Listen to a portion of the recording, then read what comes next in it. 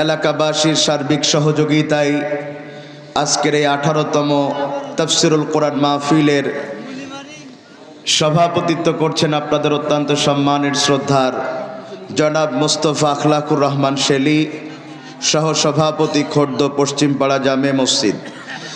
আমার আগে আপনাদেরকে এত চমৎকার বয়ান শুনিয়ে ধন্য করেছেন, আপনারা মুগ্ধ হয়ে গেছেন। আস্তে, এখানেও আর কোনো কথা বলবেন না, ঠিক আছে? পিনপতন নীরবতা হবে ইনশাআল্লাহ। ওমর আলী যুক্তিবাদী হুজুর, ওনারা যখন ওয়াজ শুরু করেছেন তখন আমার জন্মও হয় নাই। হুজুর যখন আমার এলাকায় যেতেন আমার ভালো মনে আছে, আমি হেঁটে তার মাহফিল শুনতে গিয়েছি, সাইকেল চালিয়ে তার মাহফিল শুনতে গিয়েছি। এত পুরাতন প্রবীণ বক্তা ওনারা আমাদের জন্য ছাতার মতো, রহমত স্বরূপ। আল্লাহ তাআলা তার হায়াত বাড়িয়ে দিন, সুস্থতার সাথে দিনের এই খেদমত আল্লাহ আজীবন করবার তৌফিক দান করুন।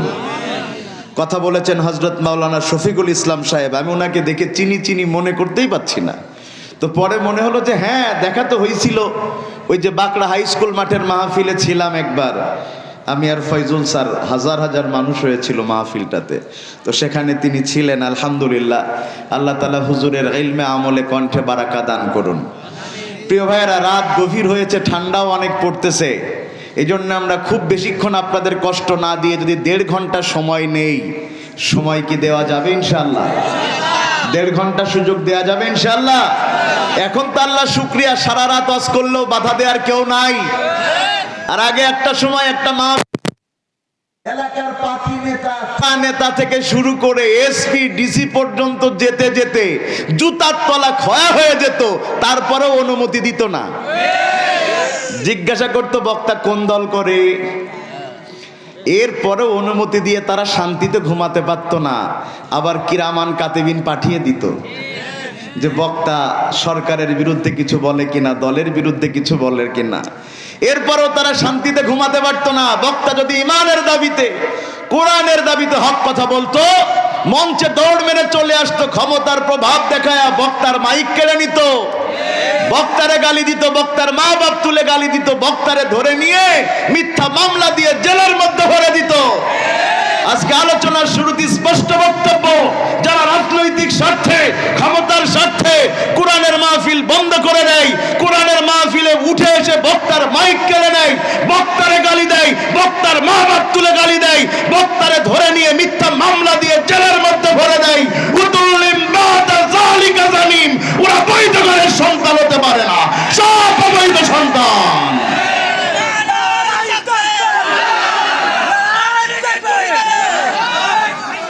প্রিয় ভাইয়েরা আমার, স্লোগান উল্টো পাল্টা দেওয়া যাবে না।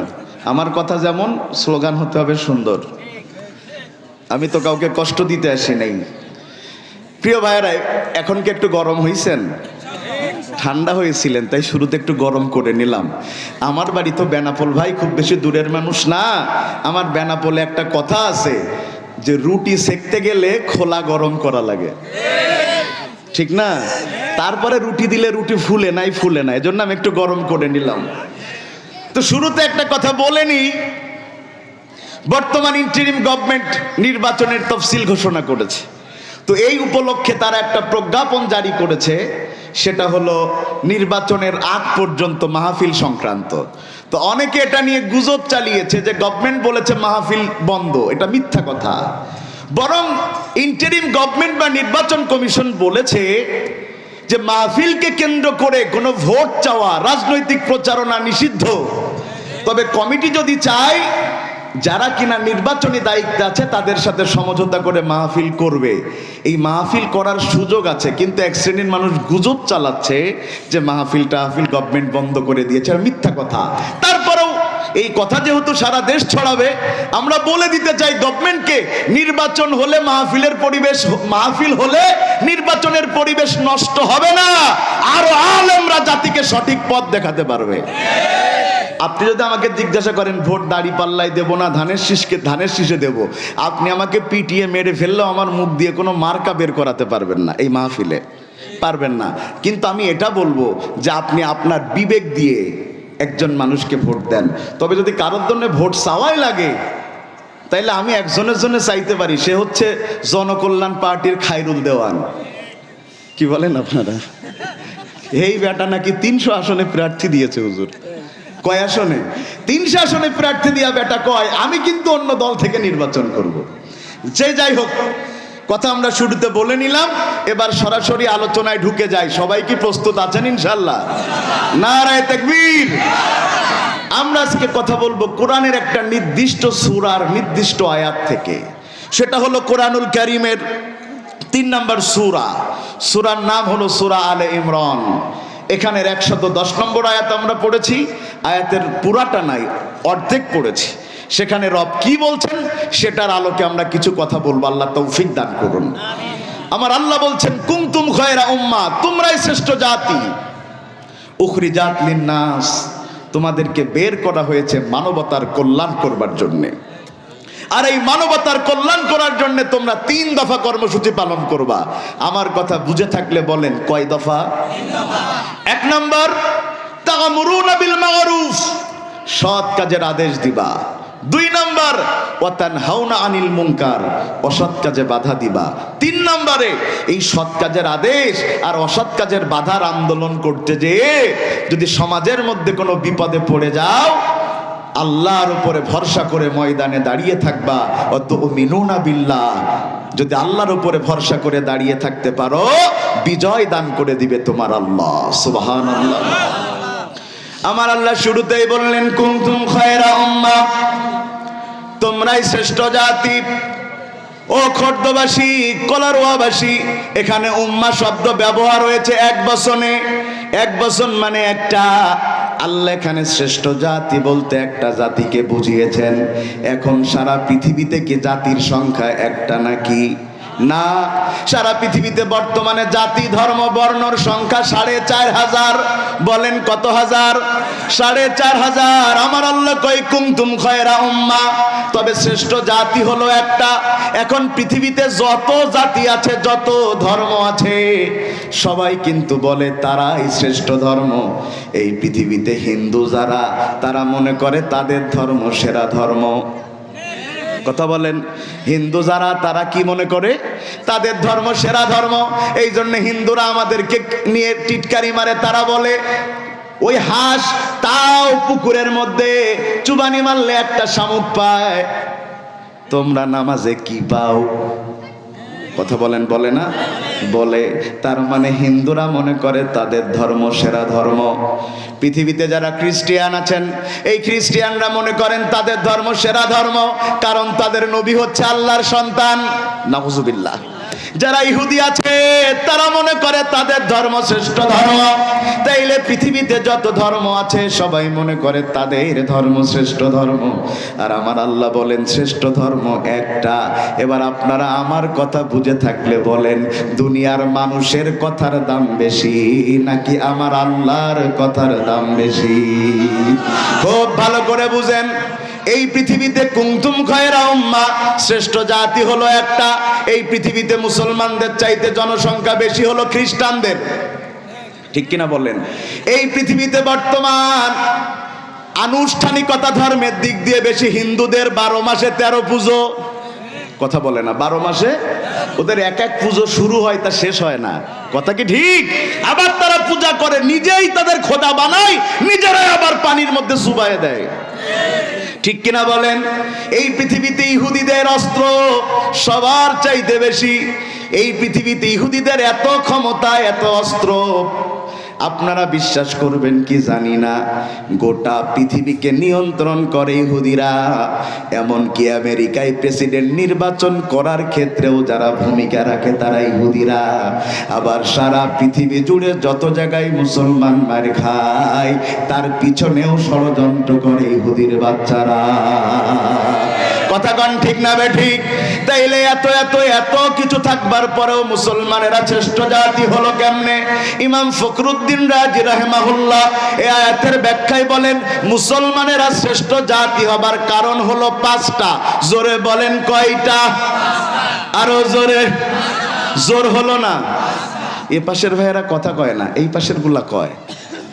ধানের শীষার দাড়ি পাল্লা বললি তো জোর হইতো ভাই, তো একটু জোরে বলেন। আমরা যে মুসলমানেরা শ্রেষ্ঠ জাতি আল্লাহ ঘোষণা দিলেন, এর কারণ কয়টা? সবাই বলেন। তাও এ পাশের ভাইয়েরা কথাই কয় না, বউয়ের সাথে আজকে কথা বলে এসছে যে কথাই কইতাম না। বলেন আপনারা কইেন না, আপনারা কন কয়টা? এই তো এবার হয়েছে। কে গো তুমি দাঁড়াও তো খোকা, তোমার তো সেই গলা। হ্যাঁ, ও তাইলে ঠিক আছে বাবা, তুমি ঠিক আছে ঠিক আছে। এরকম কিছু থাকে, এরকম কিছু থাকে। আলহামদুলিল্লাহ, ওরাও আজ শুনুক আলহামদুলিল্লাহ। তাইলে শ্রেষ্ঠ জাতি একটা, তারা হলো মুসলমান। সুবহানাল্লাহ বলেন। আমরা শ্রেষ্ঠ জাতি হইছি কয় কারণে? এক নাম্বার কারণ আমরা শ্রেষ্ঠ জাতি হয়েছে এই কারণে, একমাত্র আমরাই আল্লাহর দেয়া ধর্ম ইসলামকে নিজেদের ধর্ম হিসাবে পেয়েছি। আল্লাহর কসম করে বলি, আমার সামনে কোরআন, একমাত্র ইসলাম আল্লাহর দেয়া ধর্ম। বাদ বাকি যত ধর্ম পৃথিবীতে দেখা যায়, সব ধর্ম বানিয়েছে শয়তান।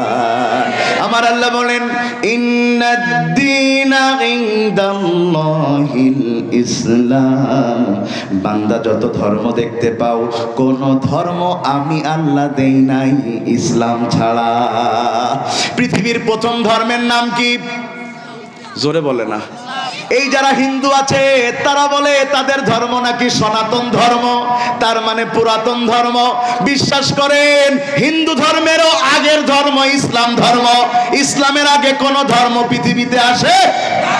কারণ বলেন, পৃথিবীর প্রথম মানুষকে, জোরে বলেন না কে? উনি আমাদের কি হন? খলাকাল্লাহু আদামা আলা সূরাতিহি তাওলাহু সিত্তুনা জিরাগা। আল্লাহ আদম আলাইহিস সালামকে বানালেন নিজের বৈশিষ্ট্য দিয়া। একজন মানুষ 60 গজ লম্বা। সুবহানাল্লাহ কয় না? কয় গজ লম্বা? 60 গজ লম্বা। যদি 60 গজ লম্বা মানুষ আপনাদের খোরদোর পশ্চিম পাড়ায় 300-400 থাকতো, আপনাদের মসজিদের কাতার কি 3 ফুট হলেই হইতো ভাই? এ পুরো গ্রাম তো মসজিদ বানান লাগতো, আমরা থাকতাম কনে? তার মানে যত দিন যাচ্ছে আমরা খাটো হচ্ছি। তবে খাটো মানুষের বুদ্ধি বেশি, যেরকম আমার। কথা বলে না। অনেক মানুষ বলে নাকি লম্বা মানুষের কি বলে বুদ্ধি হাঁটুতে। এ চরম মিথ্যে কথা, এর কিন্তু কোনো মেডিকেল কোনো সার্টিফাইড বক্তব্য না। ভাইয়েরা আমার, খুব মন দেয়া কথা শুনেন এবার। আদম আলাইহিস সালামকে আল্লাহ বানালেন। আদম আলাইহিস সালাম যদি হন পৃথিবীর প্রথম মানুষ, তাইলে তিনি হচ্ছেন পৃথিবীর প্রথম মুসলমান। আর তিনি যদি হন পৃথিবীর প্রথম মুসলমান, তাইলে পৃথিবীর প্রথম ধর্ম ইসলাম। এ ব্যাপারে কোনো সন্দেহ নাই। তার মানে পৃথিবীতে প্রথম যে ধর্ম এসেছে ইসলাম, ইসলামের চাইতে পুরাতন কোনো ধর্ম পৃথিবীতে আর পাওয়া যাবে না। এরপর আমার আল্লাহ বলছেন, বান্দারে কি ধর্ম তোমাদের দিয়েছি শোনো। ওমান আহসানু দীনান মিম্মান আসলামা ওয়াজহাহু লিল্লাহি ওয়া হুয়া মুহসিন। যত ধর্ম পৃথিবীতে দেখতে পাও, ইসলামের চাইতে সুন্দর ধর্ম আর দেখতে পাবা না। সুবহানাল্লাহ।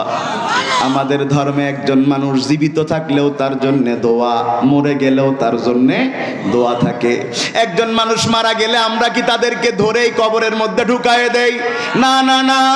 জান কবর যখন করে মৃত্যুর ফেরেশতা, তখন অধিকাংশ মানুষ হয় প্রস্রাব করে ফেলে, নাই পায়খানা করে ফেলে। মৃত্যুর যন্ত্রণা তারা সহ্য করতে পারে না। এই অবস্থায় কবরে দিলে নাপাক হয়ে কবরে যাবে।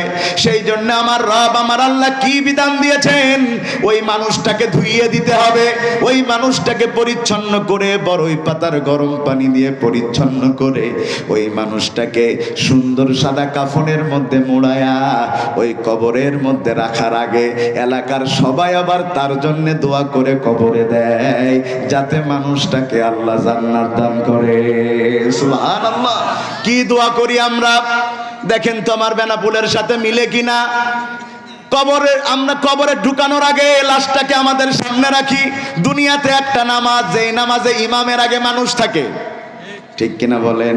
দুনিয়ার সব নামাজে ইমাম থাকে সামনে, কিন্তু একটা নামাজ যেখানে ইমামের সামনে আর একজন থাকেন কিন্তু তিনি নামাজ পড়তে পারেন, সেখানে ইমাম সাহেব কি দোয়া করে? আল্লাহুম্মা গফিরলি হাইয়িনা ওয়া মাইয়িতিনা ওয়া শাহিদিনা ওয়া গায়বিনা ওয়া সগীরিনা ওয়া কাবীরিনা ওয়া যাকারিনা ওয়া উনসানা, আল্লাহুম্মা মান আহইয়াইতাহু মিন্না ফাআহইহি আলাল ইসলাম ওয়া মান তাওয়াফাইতাহু মিন্না ফাতাওয়াফাহু আলাল ঈমান।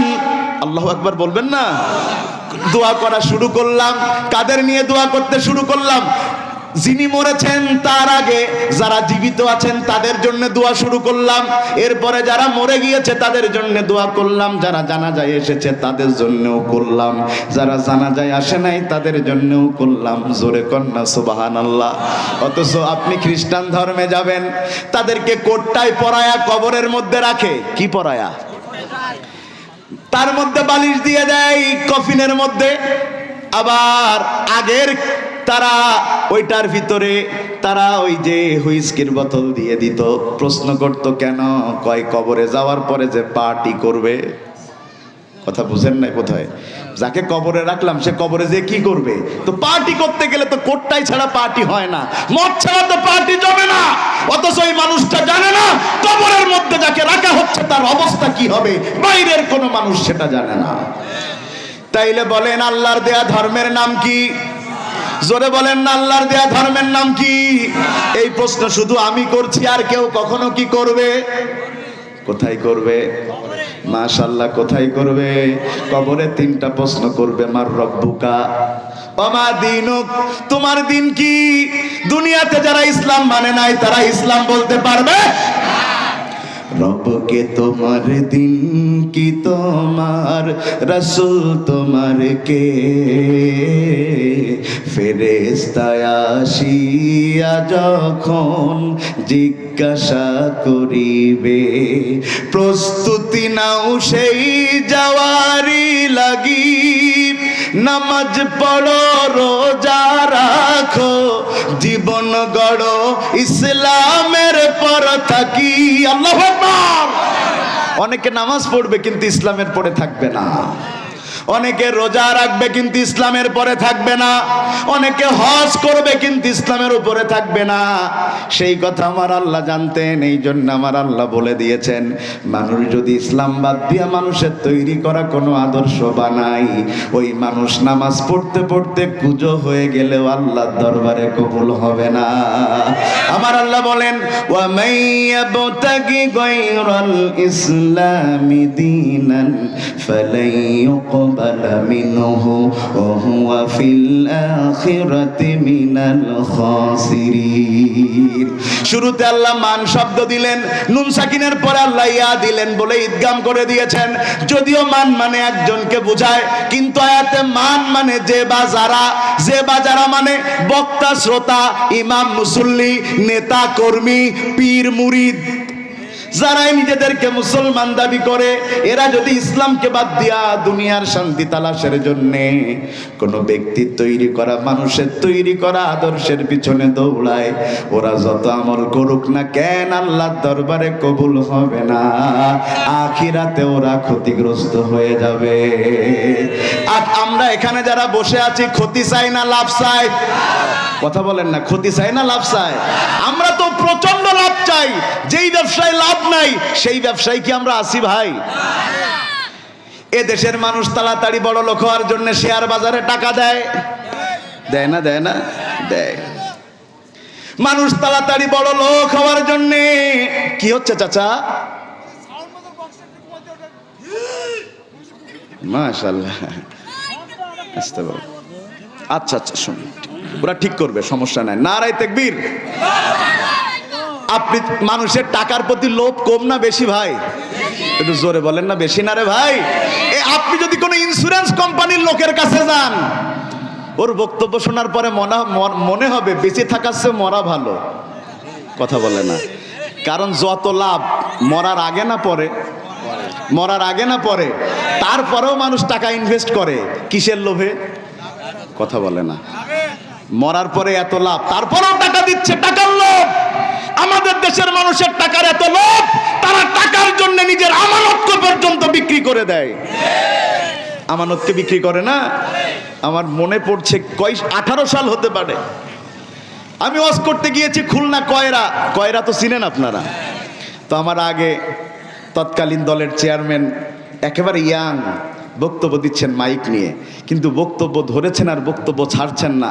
বক্তব্য দিতে দিতে 47 মিনিট। কয় মিনিট? আমার ওয়াজের মধ্যে এসে খাড়াইছে আর কি। জনগণ এবার চিল্লাই উঠছে, কই আপনার ওয়াজ শুনবো, আপনি নিজেই নামাজ পড়েন না। একটা অপমানজনক অবস্থা না? তখন এবার নেতা যে এই কথা বলেছিল আমি মরার আগে ভুলবো না। ওই নেতা বলছে খালি আমি একলা খারাপ, আপনারা খুব ভালো। আমি বললাম চেয়ারম্যান আর জনগণের মধ্যে বলছে, শুনেন এত ভালো ভালো কইরেন না, ওই 1000 টাকা করে না দিলে তো আপনারা আমারে ভোট দেননি। বক্তব্য দিচ্ছে, ডিরেক্ট বলছে যে আপনাদের ভোট আমি কিনে নিয়ে চেয়ারম্যান হয়েছি, এখন আপনাদের কথা শুনলেও কি না শুনলেও কি, 5 বছর পরে তো আবারও কেনা যাবে। কথা বলেন ঠিক? কেনা যায়, মানুষকে কেনা যায়, টাকা দিয়ে মানুষকে কেনা যায়।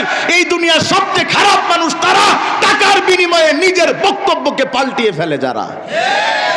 আমাকে যদি এখন আপনারা 5 লাখ টাকা দিয়ে আমার বক্তব্য চেঞ্জ করে ফেলেন, তাইলে আমার ঈমান কি থাকলো?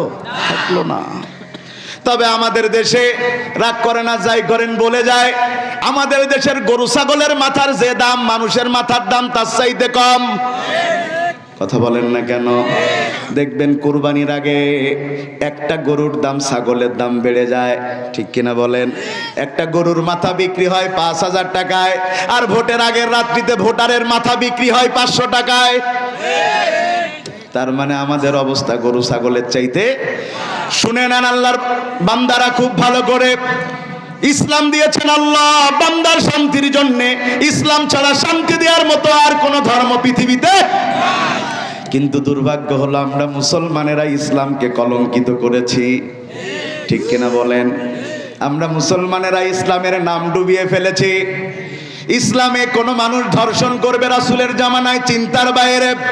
ধর্ষণ করে দূরে থাক, কোনো নারীর দিকে তাকানো পর্যন্ত তৎকালীন সময়ে কত বড় অপরাধ। আর এখন কত মুসলমানের সন্তান গ্রেপ্তার হয় ধর্ষণ হবার কারণে। তখন লজ্জা করে, এটা মুসলমানের নাম হতে পারে না। তাইলে বলেন আমরা শ্রেষ্ঠ জাতি, প্রথম নম্বর কারণ হচ্ছে আমরা ইসলাম পাইছি। ইসলাম কার দেয়া ধর্ম? খুশি না বেজার? প্রিয় ভাইয়েরা আমার, 2 নম্বরে আমরা শ্রেষ্ঠ জাতি হবার 2 নম্বর কারণ, এই পৃথিবীতে বর্তমান প্রায় 800 কোটি মানুষ। সব মানুষ কি মুসলমান নাকি? ওই ছেলেটা তোমার জ্বালাবে আজকে না। বুঝেছি বাবা, তুমি কথা কইও না বাবা, একটু কম বলো। 800 কোটি মানুষের মধ্যে মুসলমান কত কোটি? 200 কোটি। বলেন মুসলমান কত কোটি? বাকি 600 কোটি বিধর্মী। এখানে সুবহানাল্লাহ একটু আগে বলেন না ভাই। আল্লাহ ইচ্ছা করলে এই 200 কোটি মুসলমানের সন্তান আমাকে না করে হিন্দুর ঘরের সন্তান করতে পারতেন। আল্লাহ আমাকে মুসলমানের সন্তান না করে খ্রিস্টানের সন্তান করতে পারতেন, সেটা আল্লাহ করেন নাই। আমরা শ্রেষ্ঠ জাতি হবার 2 নম্বর কারণ, আমরা মুসলমানের সন্তান হয়ে জন্মগ্রহণ করেছি। জোরে কন্যা সুবহানাল্লাহ। তবে এটা আমাদের কোনো কেরামতি না, এটা রহমত কার? হুয়াজতাবাকুম ওয়া মা জাআলা আলাইকুম ফিদ্দীন মিন হারাজ। ইচ্ছা করলেই কেউ দিনের কাজ করতে পারে না, কবুলিয়াত লাগে আল্লাহর। ইচ্ছা করলেও কেউ মুসলমান হতে পারে না, কবুলিয়াত লাগে আল্লাহর। এই জন্য তো অনেক মানুষকে মেরে মেরে মসজিদে আনা যায় না, আবার অনেক মানুষকে ফাঁসির মঞ্চে তুলেও আল্লাহর রাস্তা থেকে সরানো যায় না। কারণ একজনের কপালে হেদায়েত আছে আর একজনের কপালে হেদায়েত। তবে আমরা যে মুসলমান, আমাদের নাম রেখেছেন একজন নবী, সেই নবীকে আবার আমাদের জাতির পিতা ঘোষণা দেয়া হয়েছে। আমাদের নাম রাখলেন যিনি আমাদের জাতির পিতা, তিনি আল্লাহ। সেই কথা কোরআনে বলেন, মিল্লাতা আবিকুম ইব্রাহিম হুয়া সাম্মাকুমুল মুসলিমিন। আল্লাহু আকবার। আমাদের জাতির পিতা ইব্রাহিম আলাইহিস সালাতু ওয়াস সালাম, যিনি আমাদের নাম রেখেছেন মুসলমান, জোরে কন্না সুবহানাল্লাহ। এখন আমি যেই কথা বললাম, এই কথার মধ্যে একটা প্রশ্ন আসতে পারে যে আল্লাহ আমাদের মুসলমানের সন্তান করছে, বাকিদের করে নাই, তাইলে বাকি যারা মুসলমান হয় নাই এটা তো তাদের দোষ না। আল্লাহ ইচ্ছা করলে তাদের মুসলমান বানাতে পারতো, আল্লাহ কেন বানায় নাই? এই প্রশ্ন কি আসতে পারে? এই নাস্তিকেরা করে, উত্তর জানা দরকার। জেনে রাখবেন মুসলমানেরা, মায়ের পেটের মধ্যে যেই সন্তানটা থাকে ওটা যদি শ্রীকুমারের স্ত্রীর পেট হয়, অথবা যদি আব্দুর রহমানের স্ত্রীর পেট হয়, অথবা মাইকেলের স্ত্রীর পেট হয়, ইসলাম বলে মায়ের পেটে সন্তান যখন থাকে ও একটা ধর্মের পরিচয়েই থাকে, যেই ধর্মের নাম হচ্ছে ইসলাম। বিগত শতাব্দীর সর্বশ্রেষ্ঠ মাতৃগর্ভ বিজ্ঞানী ছিলেন, নাম তার উইলিয়াম হার্ভে। মায়ের পেটের মধ্যে সন্তান কেমনে থাকে তিনি এটা গবেষণা করেছেন। গবেষণা করবার পর তিনি যখন সেই গবেষণাপত্র জাতির সামনে পেশ করেছেন, জাতির লোকেরা সেই গবেষণা দেখবার পরে তারা অবাক হয়ে গেছে। কি ছিল সেই গবেষণার মধ্যে? যদিও 1400 শতাব্দীতে এই গবেষণা শুরু করেছিলেন আর একজন বিজ্ঞানী আল নাফিস, যিনি ছিলেন মুসলিম, তবে তিনি মারা যান। ওই সময় বিজ্ঞান এত উৎকর্ষতা লাভ করে নাই। পরে উইলিয়াম হার্ভে মায়ের পেটের মধ্যে সন্তান কেমনে থাকে গবেষণা করলেন 9 মাস। গবেষণা করার পরে তিনি বললেন, দুইটা বিষয় আমাকে বড্ড নাড়া দিয়েছে। প্রথম নাম্বার হচ্ছে, মায়ের পেটের মধ্যে সন্তানকে আমার আল্লাহ ইচ্ছা করলে তো মুখ দিয়ে খাওয়াতে পারতেন, কিন্তু আমার আল্লাহ মুখ দিয়ে খাওয়ান না। মায়ের পেটের মধ্যে একটা সন্তানকে আমার আল্লাহ খাওয়ান নাভি দিয়া। বলেন কি দিয়া? মুখ দিয়ে শুধু আল্লাহ খাওয়ান না তাই না, মুখের ওপর আবার হাত সেট করে মুখটাকে বন্ধ করে দিয়েছেন। আমরা গবেষণা শুরু করলাম, উইলিয়াম হার্ভে বলছেন, গবেষণা করতে করতে আমরা অবাক হয়ে গেলাম। যদি নাভির মাধ্যমে না খাওয়ায়া মুখের মাধ্যমে রব আল্লাহ সন্তানকে খাওয়াতেন, তাহলে মায়ের পেটের নাপাকি ওই সন্তানের মুখের মধ্যে চলে যেত। ওই সন্তান মুখ দিয়ে, অপবিত্র মুখ দিয়ে আল্লাহকে ডাকতে পারতো না। এই জন্য আল্লাহ নাভির মাধ্যমে খাওয়ায়া ওই সন্তানের মুখটাকে পবিত্র করে রেখেছেন, যাতে করে সন্তান মায়ের পেটের মধ্যেও আল্লাহর জিকির করতে পারে। 2 নম্বরে উইলিয়াম হার্ভে বলছেন, মায়ের পেটের মধ্যে সন্তান কিছুক্ষণ পর পর একই প্যাটার্নে তার মাথাকে সামনের দিকে ঝুঁকায় দেয়। আমরা অবাক হলাম, মায়ের পেটের মধ্যে সন্তান তো কত ভাবে নড়াচড়া করে, কিন্তু প্রতিদিন 5টা টাইমে নির্দিষ্ট সময়ে ওই সন্তান যখন তার মাথাকে সামনের দিকে ঝুঁকায় দেয়, এটা কোনো মিরাকল হতে পারে না। আমরা চিন্তা করলাম ব্যাপারটা কি হতে পারে। আমাদের গবেষণার মধ্যে যতজন সদস্য ছিল সবাই ডাকলাম, মুসলিমদের দেখানোর পরে মুসলিমরা বলল, ওই সন্তান যেই প্যাটার্নে মায়ের পেটের মধ্যে তার মাথাকে ঝুঁকায় দেয়, একই প্যাটার্নে মুসলমানেরা মসজিদে তাদের রবের উদ্দেশ্যে সেজদা দেয়। বিশ্বাস হলো না তাদের, তারা চলে আসলো মসজিদের মধ্যে, তারা গেল মসজিদের নামাজ দেখবার পরে তারা ইউরেকা ইউরেকা বলে চিৎকার মেরে বলল, এটা তো সেই প্যাটার্ন যেটা মায়ের পেটের মধ্যে দেখেছি। তার মানে মায়ের পেটের মধ্যেরও সন্তান দৈনিক 5 বার আল্লাহর উদ্দেশ্যে সেজদা দেয়।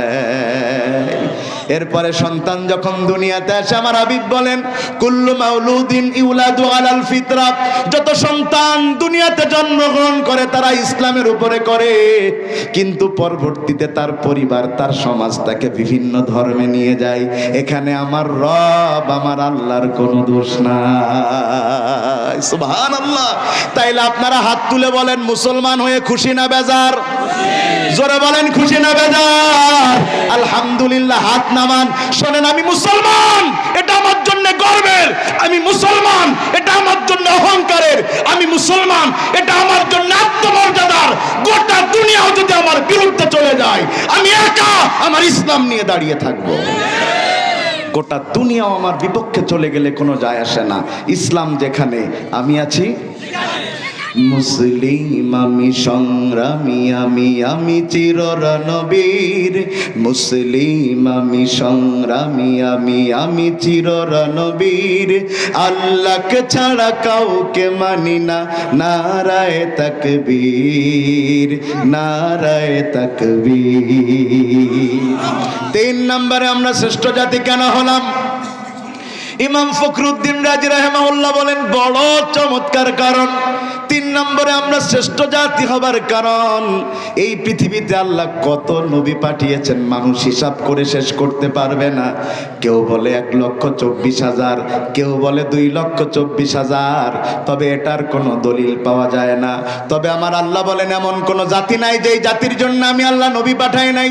আল্লাহ ঠিক এইভাবে বলেন, ওয়ালাকাদ বা'আসনা ফি কুল্লি উম্মাতির রাসূলা আন ইবুদুল্লাহা ওয়াজতানিবুত তাগুত।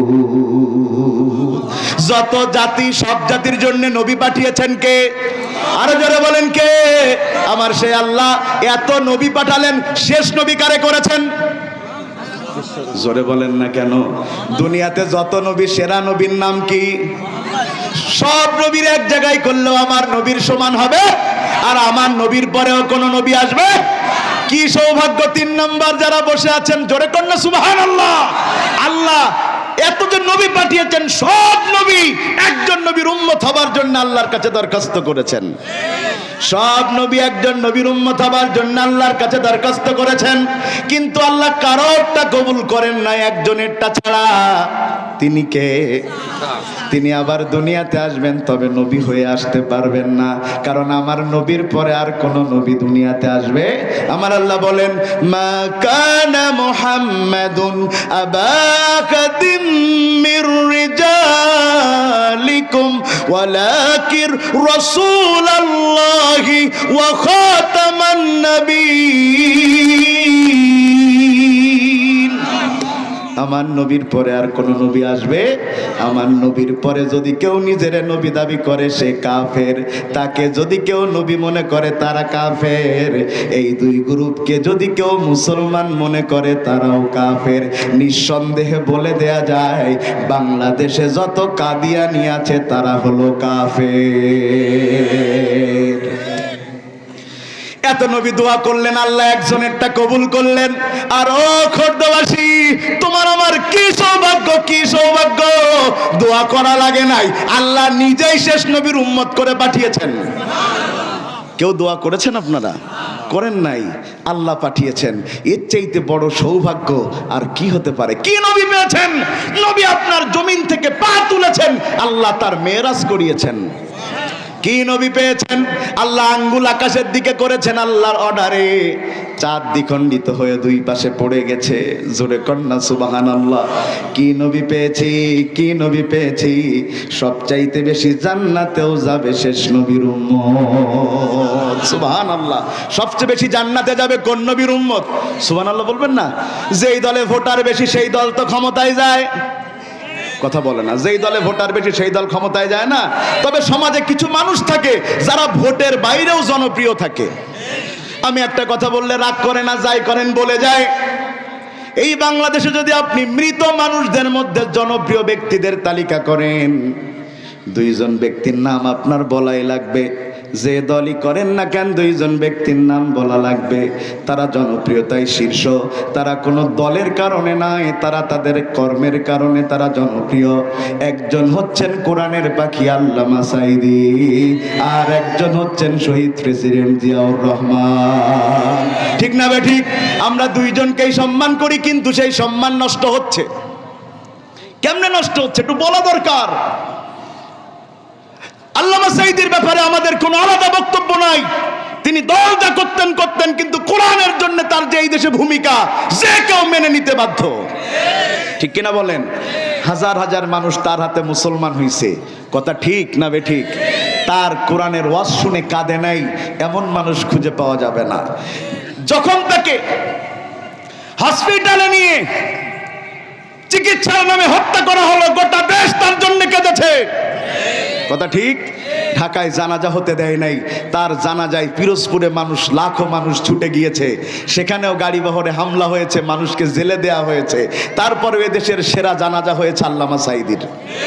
কথা ঠিক? গতকাল কি দেখলাম?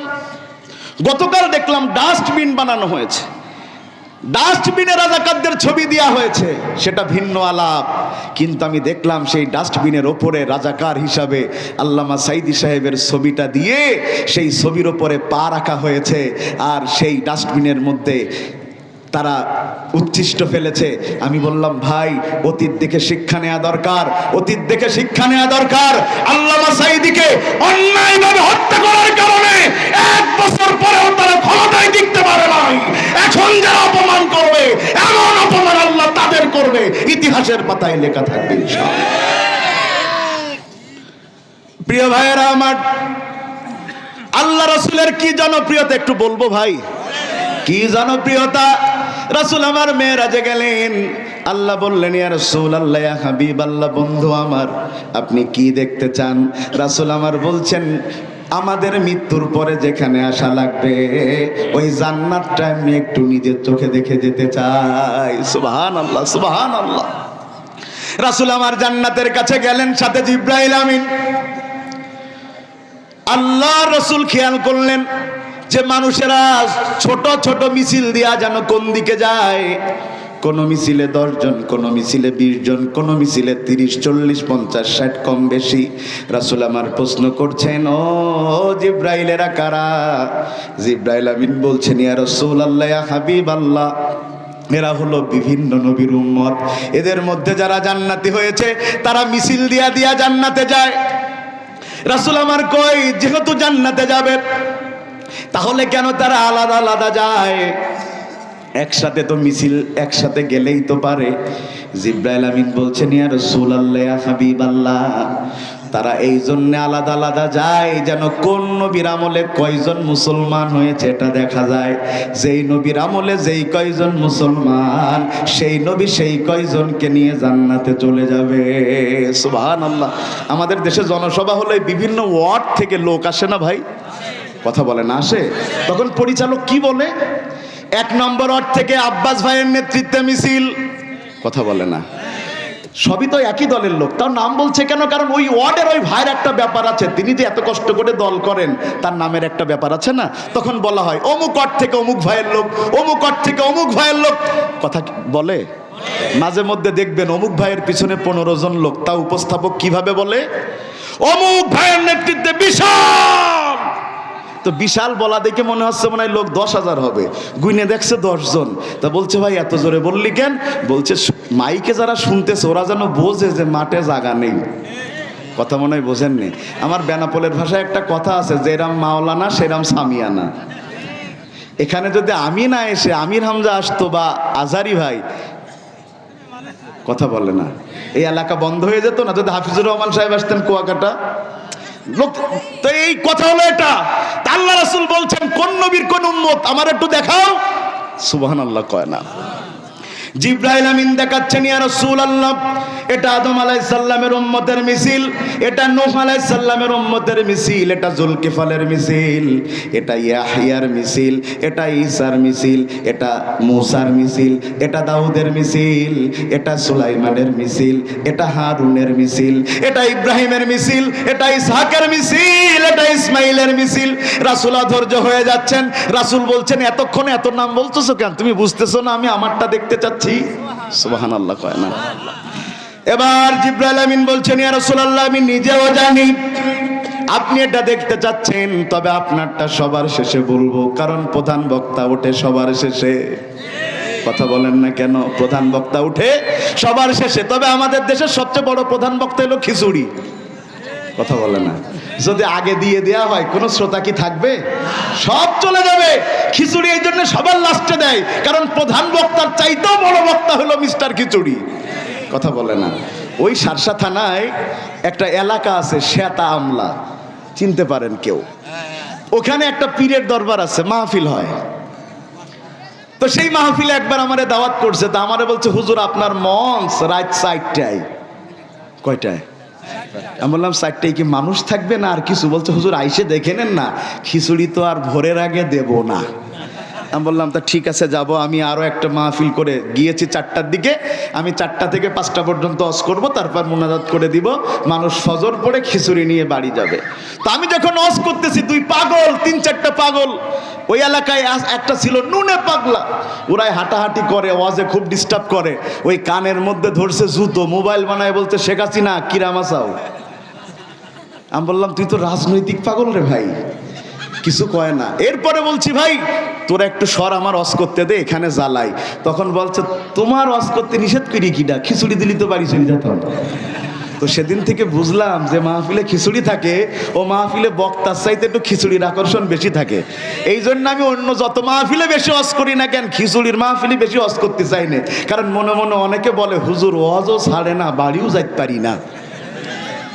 এমন কোন বিষয় আছে নাকি ভাই? আজকে তো খিচুড়ি নাই। নারে তাকবীর। এবার জিবরাইল আমিন বলছেন ইয়া রাসূলুল্লাহ, ইয়া হাবিবাল্লাহ, একটু কষ্ট করে পিছনের দিকে তাকান। রাসূল আমার তাকায় দেখেন এত বড় এত বড় এত বড় একটা মিছিল দেখা যায়, যেই মিছিলের শুরু আছে কিন্তু শেষ নাই। আল্লাহু আকবার। রাসূল আমার কাঁদছেন, বলছেন জিবরাইল আমার উম্মতের মিছিল এত বড়। জিবরাইল আমিন বলছেন ইয়া রাসূলুল্লাহ, ইয়া হাবিবাল্লাহ, সব নবীর জান্নাতি উম্মত এক জায়গায় করলেও আপনার উম্মতের 70 ভাগের 10 ভাগও হবে না। সুবহানাল্লাহ। কি নবী পেয়েছি, সব চাইতে মর্যাদা বেশি, সব চাইতে উম্মত বেশি, আমার সব চাইতে দামিও বেশি। সুবহানাল্লাহ বলবেন না? আল্লাহর নামে কসম, যে আল্লাহর হাতে আমার জীবন, আমি আমার মাকে যত না ভালোবাসি, আমার রাসূলকে তার চাইতে বেশি ভালোবাসি। সেই আল্লাহর নামে কসম, যার হাতে আমার জীবন, আমি আমার 6 বছরের কলিজার টুকরা সন্তানকে যত না ভালোবাসি, আমি আমার রাসূলকে তার চাইতে বেশি ভালোবাসি। আমি গোটা দুনিয়াকে ছাড়তে রাজি, আমার সন্তান আমার রাসূলের জন্য কুরবানি হোক তাতে আমি রাজি, কিন্তু আমার রাসূলকে নিয়ে একটা অবৈধ শব্দ কেউ প্রয়োগ করলে ওর জিভ টেনে কুত্তার খাদ্য না বানানো পর্যন্ত ঘরে ফিরবো না। কারণ রাসূলের সুপারিশ ছাড়া আমার জান্নাত কখনো হবে না। সুতরাং বলেন রাসূল আছে যেখানে, এই যে ঠিক বললেন শুনে আমারও ভালো লাগলো, কিন্তু মুখে দাড়ি নাই। জীবন দিবেন তো দাড়িটা একটু রাখেন ভাই, জীবন তো মেলা পরে দেয়া যাবে। দাড়ি রাখেন না কেন? নিজের সৌন্দর্যের জন্যে। নারে নারে ভাই, দুনিয়ার সবচাইতে সুন্দর মানুষ ইউসুফ আলাইহিস সালাম, তিনি কিন্তু দাড়িওয়ালা ছিলেন। কোন ক্লিন শেভ মানুষের জন্য কোন নারীরা আঙ্গুল কেটে ফেলেছে দলিল নাই, কিন্তু দাড়িওয়ালা ইউসুফের জন্য 40 জন নারী আঙ্গুল কেটেছে। দাড়িতে একটা মানুষকে যত সুন্দর লাগে অন্য কিছুতে তত সুন্দর লাগে না। তবে অনেকে বলে হুজুর বিয়ে করার পর দাড়ি রাখবেন, তো কেন? তো বলতেছে দাড়িওয়ালা পুরুষ বিয়ে করতে চায় না। আমি বললাম এই জন্যই তুই দাড়ি রাখবি ভাই। যেই নারী দাড়িওয়ালা পুরুষ বিয়ে করতে চায় না, ও কারোর বউ হবার অধিকার রাখে না। দাড়িওয়ালা পুরুষ বিয়ে করবেন না কেন? প্রত্যেক নবীর দাড়ি ছিল, এমন কোন নবী নাই যার দাড়ি নাই, এমন কোন সাহাবী নাই যার দাড়ি নাই। সুবহানাল্লাহ বলবেন না? আর দাড়িওয়ালা মানুষের চেহারার বর্ণনা একটু বলবো নাকি ভাই? আমার রাসূলের চেহারা একটু বলবো নাকি ভাই? হযরত আয়েশা প্রশ্ন করছেন ইয়া রাসূলুল্লাহ, ইয়া হাবিবাল্লাহ, এই দুনিয়াতে আল্লাহ যত মানুষ বানাইছেন সবচাইতে সুন্দর কে? এখন রাসূল কিছু বলেন না, রাসূল মিসকি মিসকি হাসেন। কারণ রাসূল কখনো নিজের ঢোল নিজে পিটাতেন, নিজের নাম কখনো নিজে বলতেন। রাসূল বলছেন শোনো আয়েশা, যদি সুন্দর মানুষের তালিকা করো তাইলে আমার ভাই ইউসুফ 2 নম্বর হবে। সুবহানাল্লাহ কয় না রে? ইউসুফ 2 নম্বর মানে 1 নম্বর কে? সুবহানাল্লাহ তাও কয় না রে ভাই। নিজের দাম নিজে বাড়ানো যায় না। রাসূল বলছে ইউসুফ 2 নম্বর। হযরত আয়েশা হাসছেন আর বলছেন তার মানে আপনি 1 নম্বর। সুবহানাল্লাহ কয় না? সুবহানাল্লাহ। রাসূল কখনো নিজের পরিচয় নিজে দিতেন না। সুবহানাল্লাহ। আর আমরা কি নিজের পরিচয় দেই? কেমনে দেই? এই চিনিস আমি অমুক ভাইয়ের লোক, আর যদি ভাইয়ের সাথে দুটো সেলফি থাকে তাহলে তো কথাই নেই। কথা কর না, কথা ঠিক।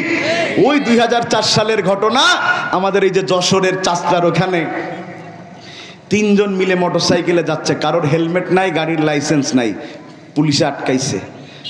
আটকানোর পরেই বলতেছে আমারে চিনিস? তা পুলিশ বলছে তুই কে? তা বলছে আমি মন্ত্রী সাহেবের ভাগিনার ঘরের মামাতো ভাইয়ের ফুফাইতো ভাই। হিসেব করতে করতে দৌড় মারছে। কথা শুনতেছেন আপনারা? এত দূরের পরিচয় দেন, আর রাসূল আমার পরিচয় দেন না। মক্কাতে একজন লোক ছিল যার স্বভাব ছিল মানুষকে কপি করা। তার এমন যোগ্যতা ছিল, আপনি যদি তার সামনে আধা ঘন্টা থাকেন সে আপনাকে কপি করতে পারবে। আমাদের দেশে অনেকে ডক্টর জাকির নায়েকের কপি করে বক্তব্য দেয় না? কথা বলে না, দেয় না? এদেশে অনেকে সাইদি সাহেবের সুরে ওয়াজ করে না, আমির হামজার সুরে ওয়াজ করে না, কপি। তো ওই ছেলেটাকে কাফেররা দাওয়াত করেছে যে চলো কাবার চত্বরে। কেন? এই যে মুহাম্মদ সাল্লাল্লাহু আলাইহি ওয়াসাল্লাম কেমনে হাঁটে, কেমনে চলে তুমি দেখাবা, আর আমরা এটা নিয়ে মুহাম্মদ সাল্লাল্লাহু আলাইহি ওয়াসাল্লামকে নিয়ে মজা নিব। কাফেররা তাকে দাওয়াত করে নিয়ে গেছে কাবার চত্বরে, সামনে হাজারো মানুষ। ওই প্রোগ্রামে সে উঠে গেছে, উঠে এবার সে দেখাচ্ছে আল্লাহ রাসূল কেমনে হাঁটে, কেমনে কথা বলে, কেমনে কি করে। ওই প্রোগ্রামে আল্লাহ রাসূলে এসেছেন চাদর মুড়ি দিয়া, কেউ রাসূলকে দেখে নাই। সুবহানাল্লাহ কইলেন না? যুবক সাহাবী, যুবক কাফের মুশরিক, সে দাঁড়িয়ে যখন এত কিছু দেখায়, কাফেররা বলল সে কেমনে দাওয়াত দেয় তাও দেখায়, কিন্তু কি বলে দাওয়াত দেয় সেটা আর বলে না। কারণ মুখ দিয়ে কালেমা বললেই ইকরার বিল লিসান ঘোষণা হয়ে গেল। রাসূল আমার অনেকক্ষণ অপেক্ষা করার পরে চাদর সরায় বলে, ও আমার বাবা, তুমি এত কিছু বললে, কিন্তু নবী মুহাম্মদ কি বলে দাওয়াত দেয় সেটা যদি একটু বলে দিতে, তাইলে হাজার মানুষের কাছে আমার দাওয়াতি কাজ হয়ে যেত। এত লজ্জা পেয়েছে যুবকটা, এত লজ্জা পেয়েছে, রাসূলের পা জড়িয়ে ধরেছেন, আপনি আমাকে মাফ করে দেন, আপনি এত ভদ্র মানুষ, আপনাকে নিয়ে এত এত এত খারাপ কিছু করলাম, আপনি আমাকে বাবা ডাকলেন, এত সুন্দর করে কথা বললেন, আমি বুঝতে পেরেছি আপনার চাইতে সেরা ধর্মের মানুষ আর হতে পারে না, এখনই আমাকে কালেমা পড়ায়া মুসলমান বানায়া দেন। তিনি মুসলমান হয়ে গেলেন। রাসূল আদর করে তার মাথায় হাত বোলালেন। ওই সাহাবী যতদিন বেঁচে ছিলেন আর মাথার চুলগুলো কাটেন নাই। সাহাবীরা বলতো, কেন তুমি তোমার চুলগুলো কাটো না, ছাটো না? তখন ওই সাহাবী বলতো, যদি হাসরের দিন আমার কোনো আমল আল্লাহর দরবারে কবুল না হয়, এই চুলগুলো দেখিয়ে বলবো, আল্লাহ তোমার হাবিবের রহমতের হাত এই চুলে পড়েছে, এটার উদ্দেশ্য করে তুমি আমার গুনাহ মাফ করে দাও। সুবহানাল্লাহ, একটু জোরে বলা দরকার না? রাসূল নিজের পরিচয় দিতেন না। হযরত আয়েশা বলছেন, ইয়া রাসূলুল্লাহ, তাইলে তো আপনি সুন্দরের দিক থেকে 1 নাম্বার। কিন্তু আমার মনে আরেকটা প্রশ্ন। কি প্রশ্ন? ইয়া রাসূলুল্লাহ, ইউসুফ নবীও নবী, আপনিও নবী, ইউসুফ নবীও সুন্দর, আপনিও সুন্দর, কিন্তু আমার মনে বড় প্রশ্ন, দুইজনই নবী, দুইজনই সুন্দর, তাইলে আপনি সেরা নবী হলেন কেমনে? রাসূল এবার মিসকি মিসকি হাসছেন আর বলছেন, আয়েশা, আমি জানি তুমি এই প্রশ্ন করবা, তবে তুমি উত্তর শুনে নাও। ইউসুফ নবীও নবী, আমিও নবী, ইউসুফ নবীও সুন্দর, আমিও সুন্দর, তবে পার্থক্য কি জানো? ইউসুফ নবী শুধু নবী, আমি ইউসুফ নবীর নবী। তাইলে আমরা শ্রেষ্ঠ জাতি কয় কারণে? 1 নম্বরে ইসলাম নামক ধর্ম পেয়েছি, 2 নম্বরে মুসলমানের সন্তান হয়ে দুনিয়াতে এসেছি, 3 নম্বর রাসূলের উম্মত হয়েছি, 4 নম্বর কি বলবো নাকি চলে যাবেন? বলবো ইনশাআল্লাহ। 4 নম্বরে আমরা শ্রেষ্ঠ জাতি এই কারণে, কারণ দুনিয়ার সব চাইতে দামি কিতাব এই কোরআনকে আল্লাহ আমাদের সংবিধান বানিয়ে দিয়েছেন। এটার নাম কি বলেন? সবাই বলেন। এই কোরআনের কি দাম আছে? কত টাকা? গুনে না পারলে কিনছেন কেমনে? এই কোরআন তো কেনা যায়, টাকা দিয়ে যায় না? কয় না, আন্দাজে কয়েন না, বুঝে বলেন। কেনা না গেলে কিনছেন কেমনে? তাইলে আপনি বলতে পারেন কোরআন কেনা যায়, তাইলে কোরআন অমূল্য হলো কেমনে? ওরে ভাই, যেই কোরআন আপনি আমি কিনি আপনার আমার সামনে আছে, এটা তো কাগজের কোরআন। বলেন কিসের কোরআন? এই কোরআন হলো ফটোকপি কোরআন। ধরে নেন এই জমিটা আমার, ধরে নেন, যেন সত্যি সত্যি ভেবেন না আবার। ধরে নেন এই জমিটা কার? কথা বলে না। আমার, সবার, আমার। এখন এই জমির যে দলিল আছে এই দলিল আমি ফটোকপি করে 1 লাখ কপি আপনাদের দিলাম। এখন ওয়াজ ভালো হয়নি, আপনাদের রাগ হয়েছে, 1 লাখ কপি আপনারা পুড়িয়ে দিয়েছেন, এই জমি আর আমার থাকবে না। কেন থাকবে? মাশাআল্লাহ, আসল কপি আমার কাছে। যেই কোরআন আমরা দেখতে পাই এগুলো তো ফটোকপি, আর এর আসল কপি আছে বাল হুয়া কুরআনুম মাজিদুম ফি লাউহিম মাহফুজ। লাউহিম মাহফুজের কোরআন কেউ কোনোদিন গোটা পৃথিবীকে দিয়েও কিনতে পারবে না। জোরে করেন না সুবহানাল্লাহ। এবার আসেন, এই কোরআনের কি ওজন আছে? কয় কেজি? তো টেনশনে পড়ে গেছে, কি উত্তর দিবে? 200-300 গ্রাম, তাই না বলেন? এমনটা যদি 2000 কপি আমার হাতে দেন, আমি কি ধরে রাখতে পারবো না? পারবো, কারণ আমার গায়ে শক্তি। যদিও আমার এই হাতটা গত 5 দিন আগে কি 6 দিন আগে টাঙ্গাইলের ওয়াশরুমে পড়ে গিয়েছিলাম হোটেলে, তো এই হাতের এখানে হাড় উঁচু হয়ে গেছে, এই জন্য হয়তো একটু কম নিতে পারবো, কিন্তু নিতে তো পারবো। কিন্তু যেই কোরআন লাউহে মাহফুজে, ওই কোরআনের একটা অক্ষর তার ওজন গোটা দুনিয়ার চাইতেও বেশি। এই কথার দলিল দিতে গেলে আমাদের আর একটা কথা বলা লাগবে। এই যে দুনিয়াতে আমরা বাস করি, এখন কিসের ওপরে বসে আছি? এই পৃথিবীতে এক সময় মাটি বলতে কোনো কিছু ছিল, গোটা পৃথিবীটাই ছিল পানি আর পানি। আমার আল্লাহ সিদ্ধান্ত নিলেন, আল্লাহ তাআলা ইস ক্বালা রাব্বুকা লিল মালাইকা ইন্নী জাগিলুন ফিল আরদি খলিফা। আল্লাহ চাইলেন দুনিয়াতে খলিফা পাঠাবেন, কিন্তু যদি পানির মধ্যে পাঠান তাইলে পানিতে মানুষ সংসার করবে কেমনে, ব্যবসা করবে কেমনে, এমন মাহফিল করবে কেমনে? এই জন্য আল্লাহ চাইলেন এই জমিনে পানির উপরে মাটি বানায়া পৃথিবী বানাতে। সুবহানাল্লাহ বলেন। কিভাবে আল্লাহ বানালেন? ওই যে দুই পাশের ঢেউ এক জায়গায় হলে একটা জিনিস তৈরি হয়, এটার নাম কি? ফেনা। ফেনা আবার গেজাও বলে। হ্যাঁ, এই গেজা শব্দ একবার বললে তো ভাই বগুড়ায় মার খাচ্ছিলাম, ওরা তো মনে করছে গেজা মানে গাঞ্জা। এই যে হুইল পাউডার, শুনছেন আমার কথা? শুনছেন আপনারা? হুইল পাউডার পানির মধ্যে দিয়া গুলান মারলে কি হয়? ফেনা হয়। আমার আল্লাহ এই ঢেউয়ের ফেনা থেকে গোটা জাতির বসবাসের জন্য আমার আল্লাহ মাটি বানালেন। সুবহানাল্লাহ বলেন। এবার আপনারা বুঝে শুনে বলবেন, এই পৃথিবীতে মাটি বেশি না পানি বেশি? এবার পানি হলো 3 ভাগ, মাটি হলো 1 ভাগ। 3 ভাগ পানির মধ্যে যখন 1 ভাগ মাটি, পানি নড়াচড়া করলে মাটিও নড়াচড়া করে। এখন যদি এই অবস্থায় আল্লাহ দুনিয়াতে আমাদের পাঠান, তাইলে এই যে আমরা ওয়াজ করতেছি, যদি এবার পূর্ব দিকের পানি নড়াচড়া করে, মাটি ওদিকে হেলে যাবে, আমিও পড়বো, ভাইয়েরাও পড়বে, আপনারা তো আর পড়বেন না, সবার পড়া লাগবে। তাইলে যেন কোনোভাবে মাটি নড়াচড়া না করে মানুষ বাস করতে পারে, সেই জন্য আল্লাহ একটা জিনিস বানালেন। এই যে আপনাদের অঞ্চলে টিনের ঘর আছে না,